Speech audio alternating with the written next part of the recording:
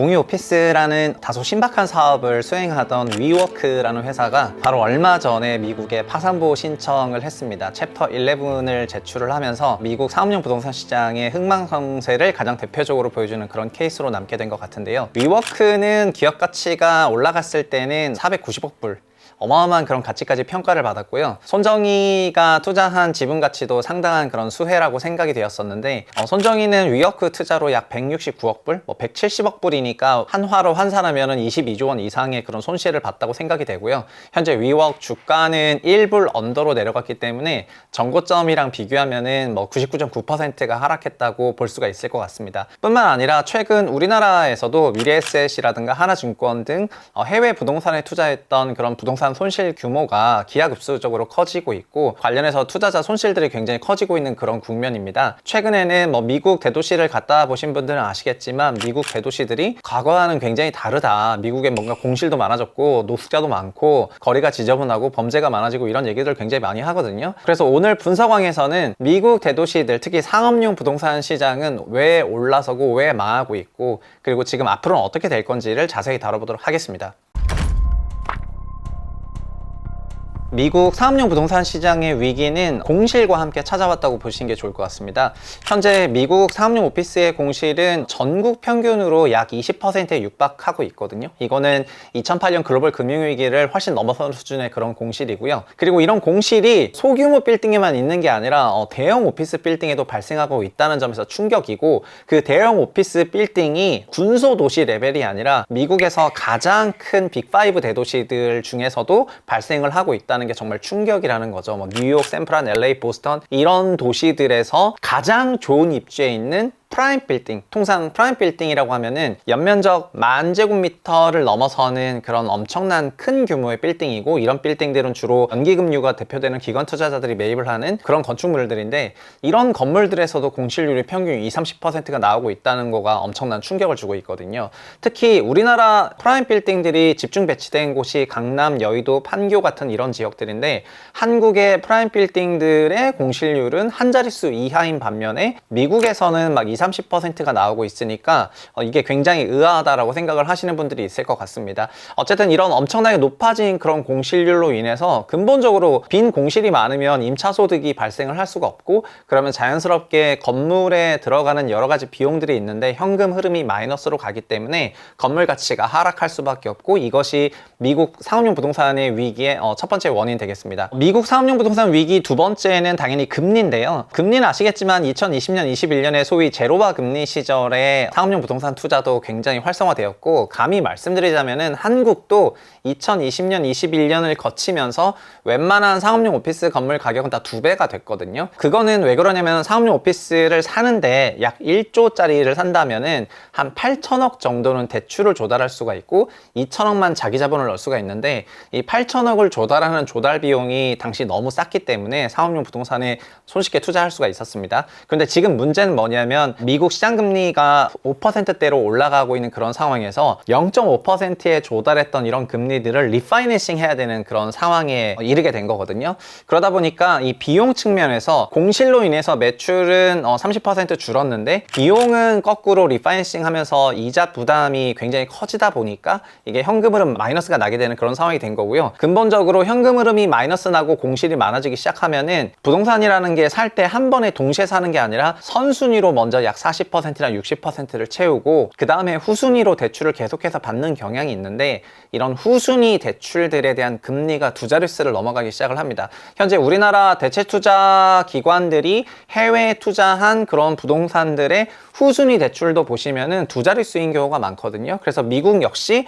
이런 공실이 많은 기업에 돈을 빌려주려면은 위험하기 때문에 공실 리스크를 금리에 가산하게 되는데, 자연스럽게 후순위 대출 금리가 폭증하게 되고요. 이런 거를 전반적으로 환산하게 되면은 상당한 비용 부담 요인이 되는 거죠. 그리고 최근에는 서비스 비용 지출도 상당히 늘어나고 있는데, 건물이 비었지만 유지 관리를 안 하면 안 되잖아요. 그래서 건물이 있을 때는 사람들이 쓰기 때문에 자연스럽게 유지 관리 되는 부분이 있었는데, 공실이 많이 나게 되면은 서비스 업체를 써가지고 기업 관리를 해야 되거든요. 그러다 보니까 2023년 하반기 들어서부터는 이 서비스 지출에 대한 비중이 급격히 늘면서 이게 또 원가로 작용을 하고 있습니다. 종합적으로는 결국 매출과 비용이라는 측면에서 봤을 때 매출은 공실로 줄었고 비용은 높은 금리로 인해서 또 공실 관리를 위한 차원의 비용 지출로 인해서 굉장히 증가했고, 이런 것들이 합쳐지면서 이제 건물 가치 하락으로 나타나고 있는 겁니다. 그런데 여기까지 얘기하면은 매우 일반적인 상황인 것 같은데 왜 미국만 문제냐 이렇게 질문하는데요. 현재 미국 오피스 업계에서는 이런 얘기들을 많이 합니다. 그러니까 코로나 때 금리가 낮았던 것도 있고 재택으로 인해서 공실이 많아진 것도 있었는데, 그리고 지금 금리가 높아지는 건 전 세계적인 추세이고요. 그런데 왜 미국 대도시에서만 다른 나라 대도시에서는 잘 발견되지 않는 공실률 20-30%가 나오냐, 이런 질문들이 미국에서도 굉장히 많습니다.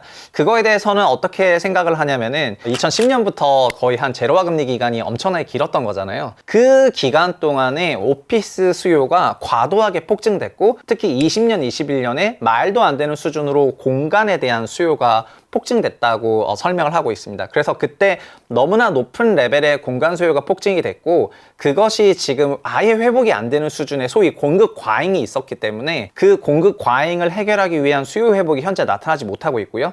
그러다 보니까 너무나 광범위한 수준의 공실이 존재한다고 하는 것입니다.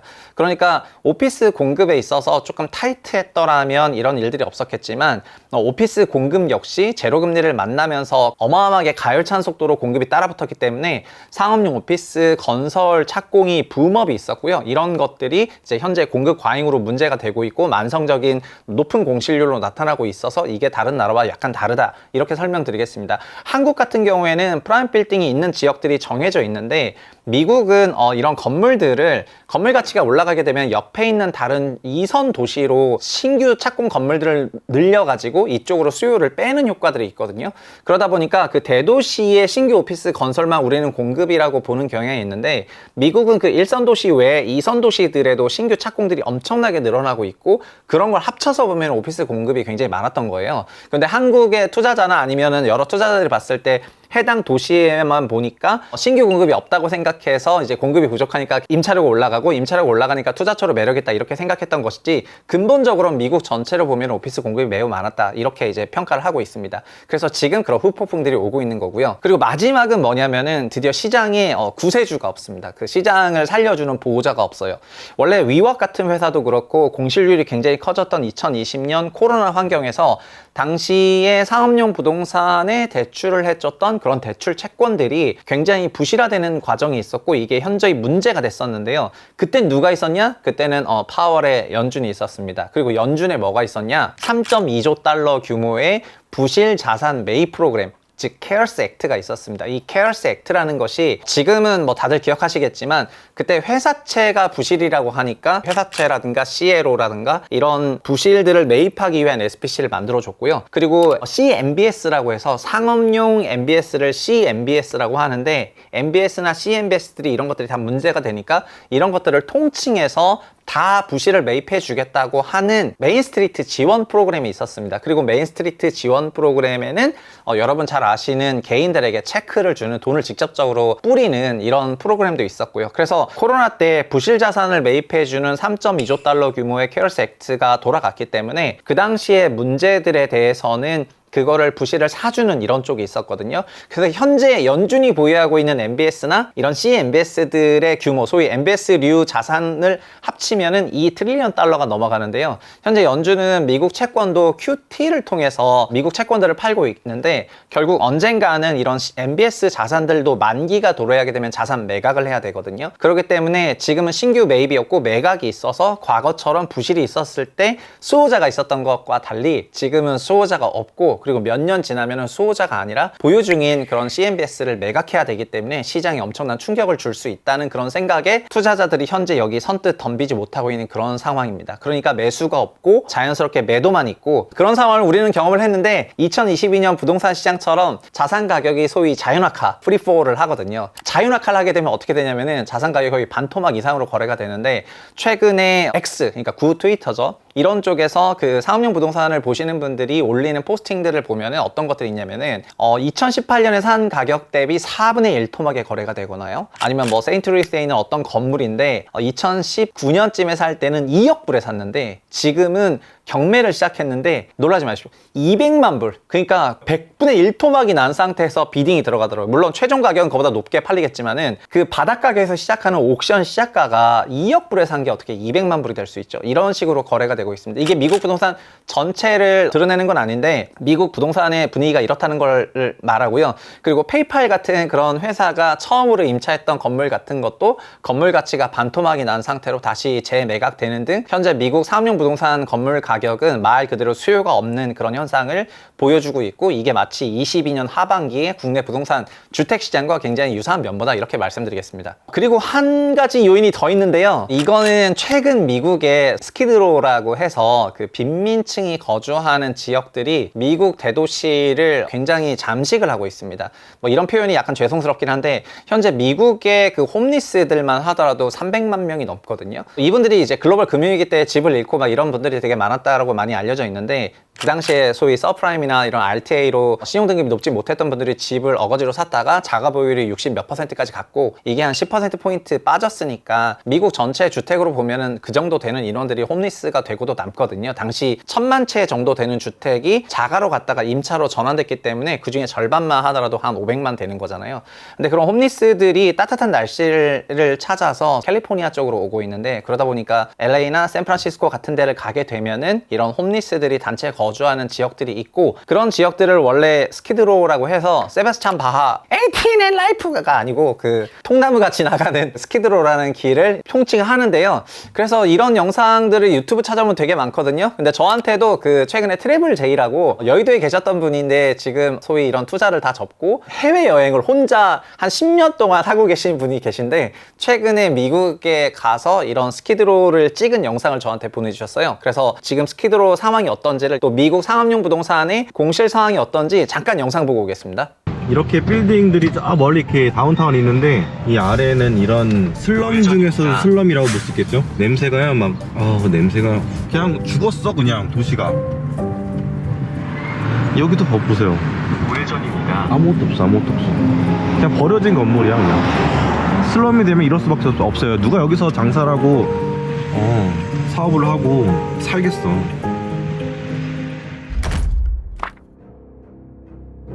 이런 상황 속에서 문제가 되는 게 어떻게 보면 또 한국 투자자들이기도 하거든요. 우리나라도 현재 2014년부터 해외 부동산 투자를 국내 기관들이 주도를 하기 시작을 했고요. 그리고 2017년, 18년부터는 국내 증권사를 통해 가지고 개인들도 해외 부동산 투자를 많이 하기 시작을 했거든요. 현재 우리나라 자산이 해외에 투자된 그런 부동산 펀드에 총 들어간 돈은 약 78조 원 정도 되는데, 이거는 2014년에 약 30조 원 레벨 대비해서는 거의 2.5배 이상 성장한 그런 규모라고 할 수 있고요. 특히 코로나를 지나고 나서부터는 그때 뭐 우리나라 개인들이 직접적으로 해외 부동산 취득하는 것도 있었지만, 기관을 통해서 증권사 통해 가지고 해외 펀드로 투자를 했던 개인 투자자들도 많고, 기관은 뭐 말할 것도 없이 많고요. 그렇게 생각하시면 될 것 같습니다. 그런데 최근 들어서 미래가 투자하는 그런 여러 펀드들이 만기가 돼가는데도 불구하고 신규 매수자가 없고, 그리고 평가가치 금액이 거의 30에서 40% 정도 빠져버리다 보니까 관련해서 투자자 손실들이 예상된다는 기사들이 엄청나게 나오고 있습니다. 그리고 하나증권에서도 바로 얼마 전에 해외 부동산 관련해서 부실이 있었고, 그게 한 1,600억 정도 되는데, 이런 것들이 있다는 얘기가 이제 나오기 시작하면서 실적 때도 이런 얘기들이 나왔고요. 그리고 아마 앞으로는 이런 얘기들이 좀 더 나오지 않겠느냐, 이렇게 생각이 됩니다.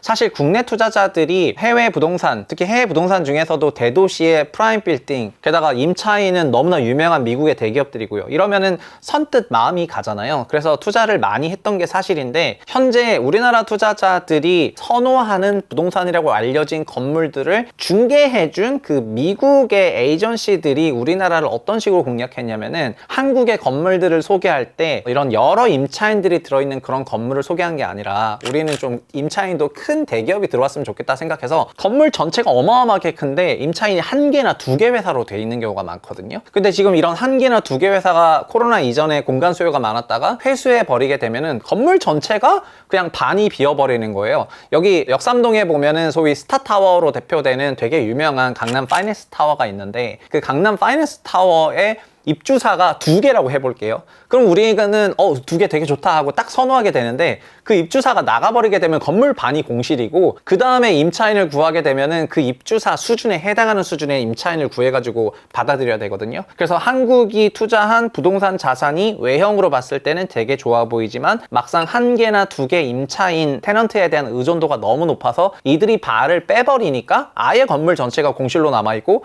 그럼 이거는 공실 20-30%가 아니라 50% 공실이거나 100% 공실이다 보니까 자연스럽게 비용 증가, 그 다음에 신규 테넌트 영입에서도 불리한 입장이 되고 이게 그래서 처음에 세팅된 상태에서 가장 비싸게 산 경우가 많았고요. 그 다음에 금리가 내려가면서 건물 가치가 자연스럽게 올라가긴 했는데 현재와 같은 고공실 이런 환경에서는 건물 가치가 유난히 많이 빠지게 되는 문제로 우리 지금 투자 시장을 덮친 것 같습니다. 그래서 규모가 아마도 뭐 점점 커질 수밖에 없는데 해외 부동산 투자 손실에 대한 규모는 진짜 지금은 몇천 몇백억 이런 단위가 되겠지만은 전체 약 80조 원 가까운 그런 돈들이 갖고 그거 외에도 많은 직접 투자 금액까지 환산하게 되면은 상당한 투자 손실이 나오지 않겠냐 이렇게 생각이 됩니다.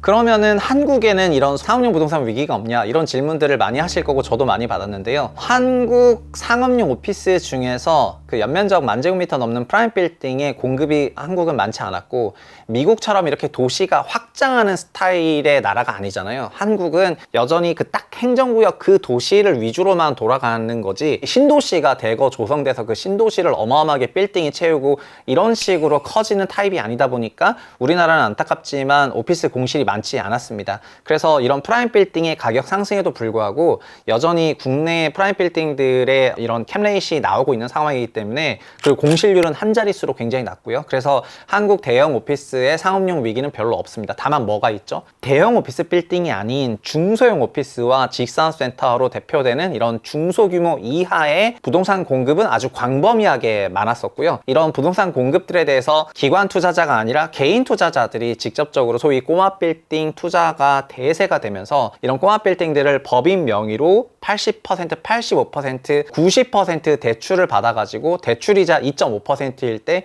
이렇게 높은 가격에 받았었다가 지금 공실이 나기 시작하면서 이 대출이자를 못 내고 2.5% 금리는 5.5%가 6%가 돼버리니까 마이너스 현금 흐름이 나기 시작한 게 22년 하반기입니다. 이런 꼬마 빌딩류를 사는 것도 종전에는 개인들이 샀지만 20년 이후부터는 IT 회사들, 스타트업들 이런 회사들이 기관 자금을 투자받으면서 들어온 몇백억을 가지고 100억에서 200억 정도 되는 건물들을 같이 사는 그런 흐름에 동참해버리니까 개인과 기관 자금이 같이 오면서 이 꼬마 빌딩 시장이 어마어마하게 붐업이 됐었거든요. 근데 이런 자금들이 현재는 IT 경기가 그리고 스타트업 경기가 좋아지지 않게 되면서 자연스럽게 수요 위축으로 나타나게 됐고요. 22년 하반기부터는 그래서 꼬마 빌딩으로 대표되는 건물 부동산 시장의 거래는 완전 얼어붙었고 지식산업센터 역시 개인들 중심으로 투자 자금이 굉장히 들어왔다가 지산도 지금은 엄청나게 높은 금리로 리파이낸싱을 해야 되거든요. 그러니까 신규 투자자가 들어오지 못하고 임차료는 그에 해당하는 만큼 받지 못하는 이런 상황이 약간 미국 같은 상황인데 한국은 그런 상황이 이런 소규모 빌딩이라든가 꼬마 빌딩 그리고 지식산업센터에 나타나고 있다 이렇게 말씀드리겠습니다. 다만 투자자들은 더더욱더 개인이다 보니까 현재 미국에서 나타나고 있는 이벤트들은 미국의 기관 투자자들에게 발생하는 리스크라고 한다면 한국에서 발생하고 있는 리스크는 한국의 개인 투자자들에게 발생하는 리스크라고 할 수 있을 것 같고요. 그리고 미국 자산에 투자한 한국 기관 투자자만 있었으면 또 모르겠는데 그것도 정상이 아닌데 미국 자산에 투자하는 한국 개인 투자자들이 증권사 통해서 판매된 상품을 가입하고 여기서 또 상당한 자산 손실이 있을 거기 때문에 결국 이런 자산 시장의 등락에 따른 피해가 안타깝지만 한국 같은 경우에는 한국 개인 투자자들에게 굉장히 광범위하게 이루어질 수밖에 없는 그런 환경이라는 점에서 뭐 너무 안타까운 것 같습니다. 그런데 이렇게 현재 부동산 시장은 종합적으로 그렇습니다. 부동산에서 일으키는 수익을 나타내는 가장 큰 지표가 캡 레이시라고 해서 미국 부동산의 캡 레이시 그동안에는 미국 대출 금리보다 더 높았어요. 그래서 이런 경우에는 자연스럽게 돈들이 부채가 조성이 돼서 그 부동산 자산을 취득하고 그러면은 비용 대비 수익이 크기 때문에 비용과 수익이 매칭되는 수준까지 가격도 올라갈 수가 있고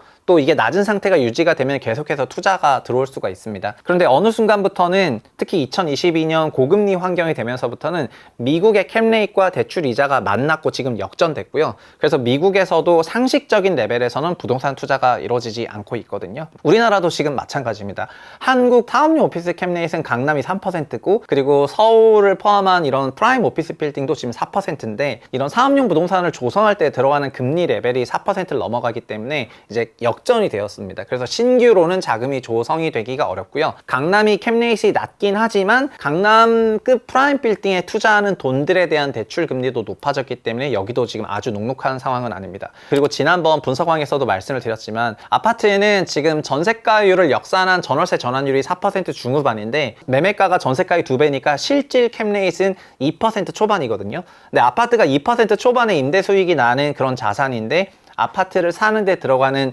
주담대 금리는 4.7%를 넘어가고 있기 때문에 현실적으로 아파트가 임차용 부동산의 그 기능은 사실상 하지 못하고 있는 그런 상황이고 오직 매매 차익만을 기대하는 그런 차익형 부동산의 성격을 갖고 있는 상황에서 유지가 되고 있습니다. 그러나 과거에는 이렇지 않았다는 말이죠. 그러니까 차익형 부동산이긴 했지만 현실적인 레벨에서 임차 소득이 어느 정도 받쳐주는 구간이 있었는데 지금은 그렇지 못하고 있고요. 그래서 너무나 자연스럽게 이런 부동산에 대한 투자가 신규로 조성이 되지 못하고 있는 그런 환경이 됐습니다. 그래서 가격 조정이 나타나고 가격 조정이 세게 나타나게 되면은 급락이 나타나고 있고 그리고 그 높은 가격에 대출을 해준 금융기관은 아니면 차주들은 그러니까 대주들이죠. 돈 빌려준 쪽에서는 문제가 일어나고 있고 이런 것들이 자연스럽게 나타나고 있는 겁니다. 근데 이게 이상한 게 아니라 이거는 시장 경제의 자연스러운 한 흐름이거든요. 그래서 미국에서 어마어마한 사업용 부동산 위기가 나오고 있음에도 불구하고 이거는 어느 정도 알려진 리스크 즉 known 리스크라고 생각을 하기 때문에 아 얘는 뭐 블랙스완 같은 그런 unknown 리스크가 아니야. unknown 리스크가 아니면은 시스템에 문제가 되지 않는다 라고 이렇게 생각해서 어느 정도는 방관을 하고 있는 거죠. 물론 너무나 터무니없는 수준의 그런 사업용 부동산 자산 시장이 가격 하락하고 그리고 이게 은행 위기로 번질 정도가 되면은 소위 연준이라든가 이런 데도 개입을 하겠죠. 그러나 현재는 미국에서는 이런 문제를 그냥 그대로 흘려보낼 생각인 것 같습니다. 우리나라처럼 특례 상업용 보금자리론이 미국에 없다는 거 이런 것 때문에 이런 사업용 부동산 시장은 앞으로 상당 기간 계속해서 침체를 이어가지 않겠느냐 이렇게 전망을 해봅니다. 현재까지 미국 사업용 부동산 시장의 위기는 어느 정도 관리가 되고 있다? 아니면은 시장이 감내할 만한 그런 수준에서 이루어지고 있다? 이렇게 생각할 수도 있을 것 같습니다. 그런데 2008년의 사례를 반출해보면은 그때도 우리나라 분들은 그냥 우리나라에서 열심히 생활을 했는데 외국에서 발생한 그런 금융위기가 한국으로 전파되는 과정에서 큰 손실을 입는 경우가 많았거든요. 그래서 그 이후에 우리나라의 투자자들이 특히 미국이란 나라에서 벌어지고 있는 일들에 대해서 매우 예민할 수밖에 없는 그런 트라우마를 남겼던 것 같습니다. 현재 미국 사업용 부동산이 미국 경제를 완전히 잠식시키냐 뭐 미국 경제를 초토화시키냐 그런 건 아니라고 생각하는데요. 그러나 앞으로 이런 일들이 어떻게 전개될지는 모르기 때문에 계속해서 이 이슈에 대해서 분석할 필요가 있다고 생각해서 오늘 분석한 영상을 찍게 되었고요. 그리고 현재는 이런 구조적인 금리 변화가 만들어내는 시장 흐름이라고 생각이 되는데 그 기저에는 사실은 지난 10년간 미국 사업용 부동산 시장에는 정말 막대한 수준의 공급이 있었고 그 막대한 수준의 공급이 결국에는 정말 20%가 넘는 수준의 공실로 남았던 거기 때문에 이거는 좀 더 시차를 두고 생각해 본다면은 건물들이 남게 되면은 나중에 이런 빈 건물들은 여러 범죄나 어떤 사고의 원인이 되는 그런 공간으로 악용이 되기도 하거든요. 그래서 이런 부분들을 생각해 보면 어떤 미국의 그 대도시들이 폭탄을 안고 살아가야 되는 그런 것과 같기도 해서 어떤 재무적인 수치로 보이는 그런 부분 외에도 정서적이라든가 정성적인 부분에서도 확실히 부담이 커지는 그런 국면인 것 같습니다. 물론 한국에 있는 일개 유튜버가 미국이라는 대도시를 걱정할 필요는 없는데요. 그러나 우리 이제 자산은 전 세계적으로 연결돼 있고 그런 시대를 살고 있기 때문에 분석한 영상이 많은 분들이 미국과 관련한 어떤 투자라든가 아니면 의사 판단 하실 때 도움이 되셨으면 하는 바람이고요. 그리고 미국 상용 부동산에 있었던 일들이 지식산업센터나 아니면 소규모 빌딩에도 유사한 일들이 일어나고 있기 때문에 한국 부동산을 투자하시는 그런 의사 판단을 할 때도 시장 금리가 변하는 것 그리고 캡레이트 같은 수익률이 앞으로 지금보다 그렇게 높아지지 않는 거 이런 것들을 잘 보시면서 위험 자산 투자하실 때는 특히 유념해서 하셔야 된다 그렇게 말씀드리겠습니다. 오늘의 결론 미국에는 특례 보금자리 상업 모기지론이 없습니다.